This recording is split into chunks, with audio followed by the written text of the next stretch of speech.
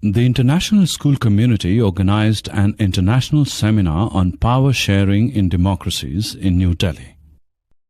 Selected students from various countries came to attend this seminar. It was a good opportunity for students from different countries to interact with each other. Hey, can I join you? Yes, sure. What is your name? I'm Nicholas from Belgium. What about you? I'm Siddhartha from Sri Lanka. Wow, I have always wanted to visit Sri Lanka. And I would love to visit Belgium. Is Sri Lanka also a democratic country like Belgium? Yes, it is, but there are still some issues related to power sharing in our country. Belgium too has such issues. How do you manage these issues? And do you want to know about it? Oh yes, of course. Tell me about your country. Belgium is a very small country in Europe. It is surrounded by the Netherlands, Germany, and Luxembourg. The capital of Belgium is Brussels. What is its population? The population of my country is only 1 crore. Although my country has very few people, the ethnic composition of my country is very complex. It means that you have many different groups of people in your country. You're right, friend. 59% of Belgium's population lives in the Flemish region and speaks Dutch. Another 40% of the population lives in the Wallonia region and speaks French. And what about the remaining 1%? They speak German. That means most Belgians speak Dutch. Well, they have a majority in the whole country, but not in Brussels, our capital. In the capital, 80% of the people speak French and only 20% speak Dutch, so the majority in Brussels speak French. Does that lead to a lot of tension between the two communities in Brussels? Yes, it did. In Sri Lanka, tension between different communities has reached a crisis point. So tell me about your country now. Sri Lanka is an island nation. It is just a few kilometers off the southern coast of Tamil Nadu, India. Our population is almost double than that of Belgium. It has a diverse population of about 2 crore people. So if the population is diverse, it must be divided into many social groups and communities, right? Yes, but the communities in my country are much more complex in comparison to your country. Complex in what sense? 74% of the population are Sinhala speakers. What about the remaining people? 18% speak Tamil. The Tamil speakers are further divided into 2 subgroups. Groups in Tamil. Yes. One group is of the Sri Lankan Tamils, who are the natives of the country. The other group is of Indian Tamils, whose forefathers came from India in the colonial period. So are all the Tamils Hindus? No. Most of the Sinhala speakers are Buddhist. Almost all Tamils are Hindu or Muslims. And 7% of Tamil and Sinhala are Christians. So do the conflicts in your country occur due to religion or language? I will explain the whole scenario to you. After independence in 1948, the Sinhala community wanted to secure dominance in the government as they were more in number. That's totally unfair. What did the government do? As you know, Sri Lanka is a democratic country, and so the government is elected by the people. So you meant to say that it was the Sinhala community which constituted the majority in the government. Yes, you are right, but this was not the single benefit given to Sinhala society. Oh, so what other benefits were given to the Sinhala society? An act was passed in 1956 which made Sinhala the only official language. And what about Tamil? Tamil was not recognized as an official language. In fact, the government followed preferential policies in favor of the Sinhala applicants for university positions and government jobs. Didn't the Sri Lankan Tamils object to this? Yes, they did. And all these amendments and policies increased the feelings of alienation among them. They felt that none of the major parties were supporting their language and culture. They weren't getting equal political rights from the constitution and the government. They were discriminating against in getting jobs and availing other opportunities. I'm sure that all this must have affected the relations between the Sinhala and the Tamil communities. Yes, but not instantly. It happened over a period of time. Initially, the Tamil launched their own parties for their recognition. Yes, for the recognition of their official language, regional autonomy, and equality of opportunity in securing education and jobs. So did they get their rights? No, their rights were constantly denied to them. In the 1980s, several political organizations even formed to demand an independent Tamil Elam, which means a new Tamil state. I guess this was the result of the continuous rejection of their demands. It not only increased the conflict but turned into a civil war. Oh, a civil war. That must have caused major damage to the country. Yes, thousands of people from both the communities were killed.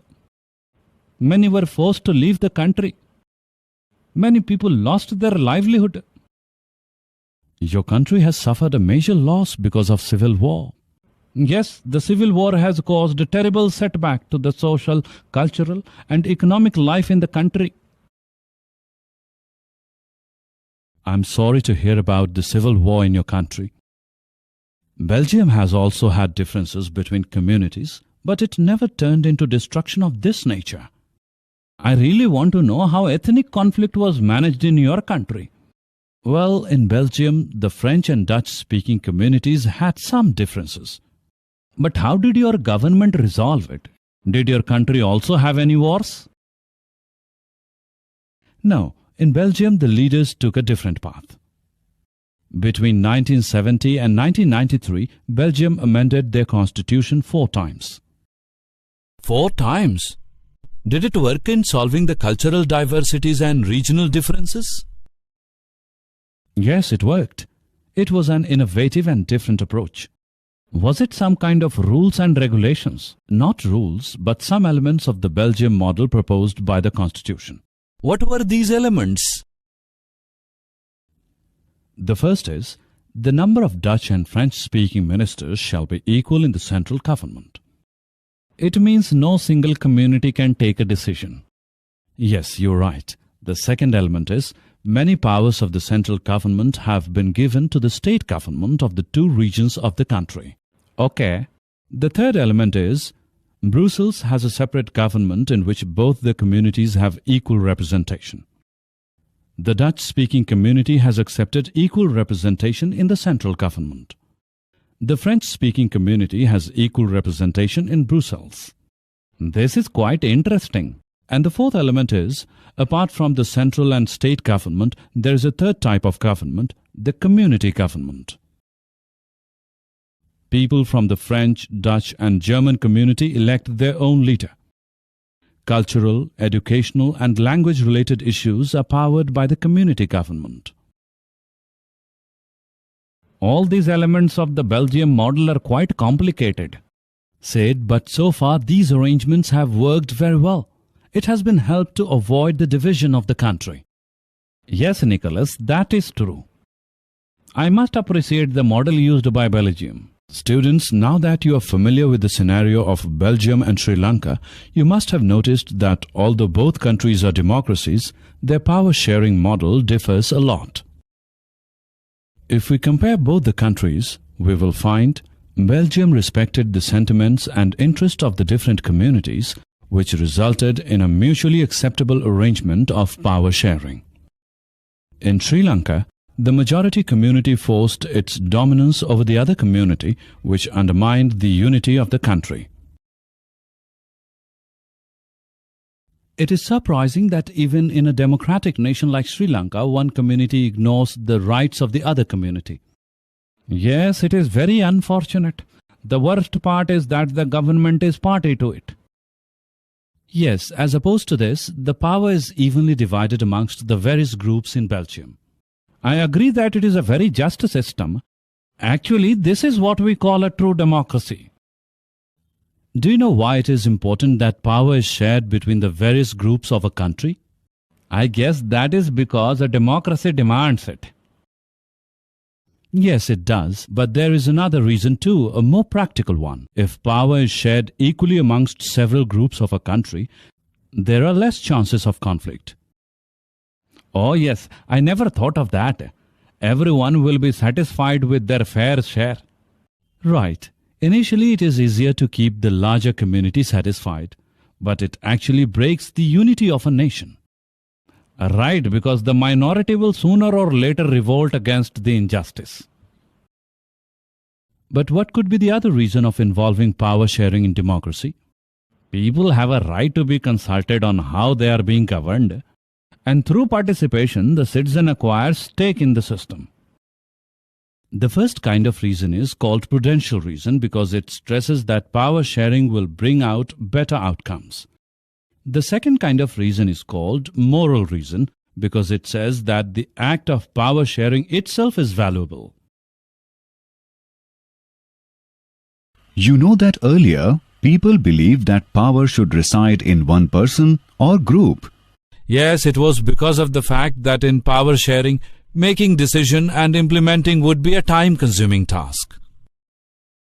Very right, son. But now these notions have changed. And I think it is because of the emergence of democracy where people are the source of political power. Hence, it is good to share power between different groups. Very right. You know that power sharing arrangements are in many forms. Forms? Yes, there are 4 such forms of power sharing. First is power sharing in different organs of the government. It means legislature, executive, and judiciary. Yes, this is also called a horizontal distribution of power because different forms of the governments have been placed at one level. Okay, sir. What is the second form?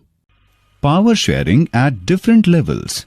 It means the general government is there for the entire country. And other government would be there at the provincial and the state level. Yes, the government for the entire country is usually called federal government. In India, it is also called the central or union government. What about the third one? Power sharing among different social groups.